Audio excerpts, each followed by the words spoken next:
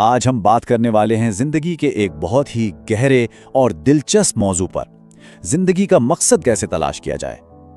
हम एक ऐसे राज से पर्दा उठाएंगे जिसने सच पूछें तो लाखों लोगों की जिंदगियों को एक नई सिमत दी है।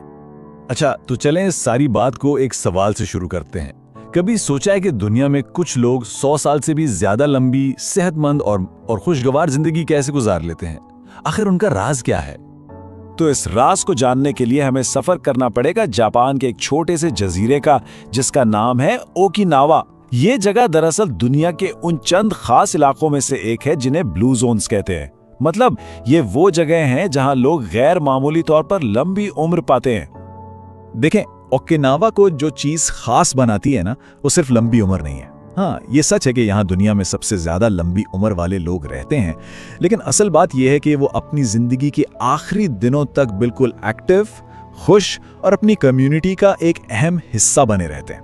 आप सोचें, 100 साल की उम्र में भी वो अपने बागीचे में काम कर रहे होते हैं, दोस्तों से मिल रहे होते हैं, और कमाल की बात यह है कि वहाँ दिल की बीमारी या कैंसर जैसी बड़ी बीमारियां भी ना होने के बराबर हैं। तो जब रिसर्चर्स ने इस पर तहकीक शुरू की तो उन्हें पता चला कि भाई इसकी वजह सिर्फ अच्छी खुराक या रोज की वर्जिश नहीं है। नहीं, इस सब के पीछे एक बहुत गहरा फलसफा है, एक सोच है जो उनकी पूरी जिंदगी को एक शक्ल देती है। और वो राज है इकिगाई। जी हाँ, इकिगाई। ये एक जापानी कॉन्सेप्ट है जो असल में हमें जीने की एक वजह देता है। चलें जरा इसको गहराई में समझते हैं। तो इकिगाई ये असल में दो जापानी अल्फाज से मिलकर बना है। आकी जिसका मतलब है जिंदगी, और गाई यानी कदर या वजह। तो सीधे साधे अल्फाज में इसका मतलब हुआ जीने की वजह। ये वो मकसद है जो आपको हर सुबह बिस्तर से उठने पर मजबूर करता है, वो जज्बा जो आपकी जिंदगी को मतलब देता है। जापानियों का मानना है कि हम में से हर एक का कम से कम एक इकिगाई जरूर होता है, बस उसे ढूंढने की देर है। और एक बहुत खूबसूरत बात कही जाती है कि जिस दिन आपको अपना इकिगाई मिल जाता है, आपकी जिंदगी का मकसद पूरा हो जाता है। बस समझे कि काम हो गया। और ये सिर्फ कोई फलसफे की बात नहीं है, इसके पीछे बाकायदा साइंस है। रिसर्च बताती है कि जब जिंदगी में कोई साफ मकसद होना, तो ये जिस्मानी तौर पर भी असर करता है। ये जिस्म में सोजिश को कम करता है और यहां तक कि हमारे सेल्स के बूढ़े होने के अमल को भी सुस्त कर देता है। मतलब एक बामकसद जिंदगी आपको अंदर से भी जवान रखती है। तो सवाल यह है कि हम अपना इकिगाई तलाश कैसे करें। खैर, इसके लिए एक बहुत जबरदस्त फ्रेमवर्क है जिसे हम मकसद के 4 सुतून कह सकते हैं। चलें देखते हैं कि यह काम कैसे करता है।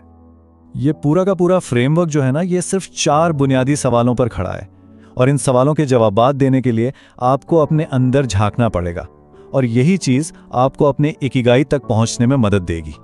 तो ये 4 सवालात कौन से हैं? पहला, वो क्या चीज है जिससे आपको मोहब्बत है, मतलब वो कौन सा काम है जिसे करते हुए आपको वाकई खुशी मिलती है। दूसरा, आप किस चीज में अच्छे हैं, आपकी महारत क्या है। तीसरा, वो कौन सा काम है जिसके लिए आपको पैसे मिल सकते हैं।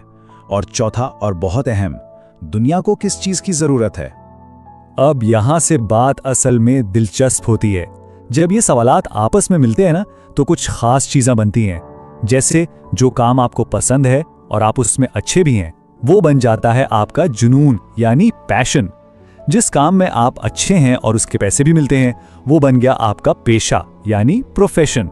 और इसी तरह बाकी भी। लेकिन असली इकिगाई इनमें से कोई एक नहीं है, बल्कि ये इन चारों का बिल्कुल सेंटर पॉइंट है, जहां ये सब चीजें आकर मिलती हैं। लेकिन क्या हो अगर उन चारों में से कोई एक चीज भी मिसिंग हो? और सच पूछें तो अक्सर लोग अपनी जिंदगियां इसी तरह गुजार देते हैं। इकिगाई के बहुत करीब तो होते हैं, लेकिन उसे पूरी तरह हासिल नहीं कर पाते। चलें पहले 2 सिनेरियोस को देखते हैं। फर्ज करें आप कोई ऐसा काम करते हैं जो आपको पसंद भी है, आप उसमें माहिर भी हैं और दुनिया को उसकी जरूरत भी है, लेकिन आपको उसके पैसे नहीं मिलते। तो क्या होगा? आपको एक तकमील का एहसास तो होगा, लेकिन जेब खाली रहेगी, है ना। अब दूसरा सिनेरियो, आप एक काम में बहुत अच्छे हैं, उसके पैसे भी अच्छे मिलते हैं और दुनिया को उसकी जरूरत भी है, लेकिन आपको वो काम बिल्कुल पसंद नहीं। नतीजा, जिंदगी आरामदेह तो होगी, लेकिन अंदर से एक खालीपन का एहसास आपको खाता रहेगा। अच्छा, अब अगले 2 सिनेरियोस को देखते हैं। तीसरा ये कि आपको एक काम पसंद है, आप उसमें अच्छे भी हैं और उसके पैसे भी मिल रहे हैं, लेकिन दुनिया को उसकी कोई खास ज़रूरत ही नहीं है। इस सूरत में आप मुतमईन तो होंगे, लेकिन कहीं ना कहीं एक बेकार होने का एहसास भी होगा। और आखिरी सिनेरियो, आपको काम पसंद भी है, दुनिया को उसकी ज़रूरत भी है और पैसे भी मिल रहे हैं, लेकिन आप खुद उसमें इतने अच्छे नहीं हैं। इससे आप पुरजोश तो रहेंगे, लेकिन दिल में हमेशा एक बेचैनी, एक डर सा रहेगा कि पता नहीं मैं ये कब तक कर पाऊंगा। तो इसका मतलब ये हुआ कि असली इकिगाई जो है वो इन चारों दायरों के बिल्कुल बीच में, इनके सेंटर में पाया जाता है। ये वो स्वीट स्पॉट है जहां आपका जुनून, आपका पेशा, आपका मिशन, ये सब कुछ एक हो जाता है। ये वो जगह है जहां आपकी जाती खुशी और आपकी महारत दुनिया की ज़रूरतों को भी पूरा करती है और आपको माली तौर पर भी मजबूत बनाती है। तो अब जब हमने इकिगाई के इस कॉन्सेप्ट को समझ लिया है, चलें वापस ओकिनावा के लोगों की तरफ चलते हैं। देखते हैं कि वो इस फलसफे पर रोजमर्रा की जिंदगी में अमल कैसे करते हैं, क्योंकि असल सबूत तो उनकी आदतों में ही छुपा है। ओकिनावा के लोग ना 10 बुनियादी उसूलों पर चलते हैं। सबसे पहला और सबसे अहम, हमेशा एक्टिव रहो, कभी रिटायर ना हो। उनकी जुबान में तो रिटायरमेंट का लफ्ज ही नहीं है। दूसरा उसूल है आहिस्ता चलो, मतलब जिंदगी को भाग दौड़ में नहीं, आराम से हर लम्हे को महसूस करते हुए जियो। तीसरा, और ये बहुत दिलचस्प है, हारा हाची भूखा उसूल। ये एक पुरानी कहावत है कि अपना पेट कभी पूरा मत भरो, बस 80% तक खाओ। इससे जिस्म हल्का रहता है और बीमारियां दूर रहती हैं। और इसके अलावा अच्छे दोस्तों का साथ, फितरत के करीब रहना और हर लम्हे को यानी हाल में जीना, ये सारे उसूल मिलकर ही उनके इकिगाई को और मजबूत बनाते हैं। अच्छा, इकिगाई को रोजमर्रा के कामों में महसूस करने का एक बेहतरीन तरीका है फ्लो की हालत में जाना। फ्लो ये वो कैफियत है जब आप किसी काम में इतना डूब जाते हैं कि आपको वक्त का एहसास ही नहीं रहता। आप और आपका काम बस एक हो जाते हैं। और ये हालत तब आती है जब आप कोई ऐसा काम कर रहे हो जो ना तो बहुत ही आसान हो कि आप बोर हो जाएं और ना ही इतना मुश्किल कि आप परेशान हो जाएं, बल्कि आपकी सलाहियतों के लिए एक परफेक्ट चैलेंज हो। तो इतनी सारी बातों के बाद अब सवाल यह है कि हम अपना इकिगाई ढूंढने का सफर शुरू कैसे करें। चलें इसके लिए एक छोटी सी प्रैक्टिकल एक्सरसाइज देखते हैं जो शायद आपकी मदद कर सके। अब करना यह है कि एक कागज लें और इसे 4 हिस्सों में बांट लें। पहले खाने में वो सारे काम लिखें जो आपको पसंद भी हैं और आप उनमें माहिर भी हैं, ठीक है। दूसरे खाने में वो काम जो पसंद तो हैं लेकिन अभी आपको उनमें बेहतर होने की जरूरत है। तीसरे में वो काम जो आपको बिल्कुल पसंद नहीं लेकिन करने पड़ते हैं, मजबूरी है, जैसे नौकरी के कुछ काम।